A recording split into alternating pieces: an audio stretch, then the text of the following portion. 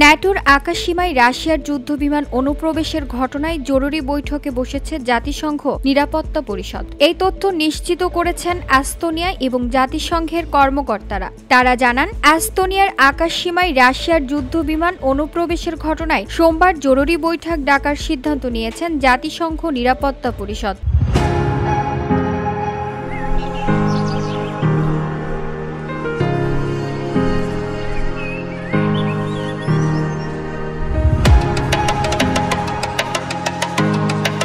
জাতিসংঘ মহাসচিবের মুখপাত্র Stefan Dujarric জানিয়েছেন, সোমবার সকাল 10টায় জরুরি বৈঠকটি অনুষ্ঠিত হবে। ইউক্রেনও বৈঠকে অংশগ্রহণের অনুরোধ করেছেন।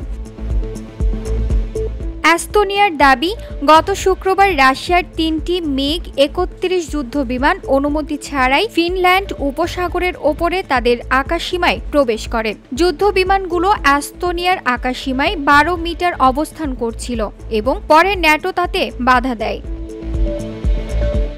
এ বিষয়ে এস্তোনিয়ার পররাষ্ট্রমন্ত্রী মার্গুস তাতকনা বলেন, এই ধরনের কর্মকাণ্ড সব জাতিসংঘ সদস্য রাষ্ট্রের নিরাপত্তার জন্য ক্ষতিকর। এস্তোনিয়ার পররাষ্ট্র মন্ত্রণালয় জানিয়েছে, বৈঠকে রাশিয়ার ন্যাটোর আকাশসীমার স্পষ্ট লাঞ্ছনাকর এবং আন্তর্জাতিক আইনের পুনরাবৃত্তি নিয়ে আলোচনা হবে।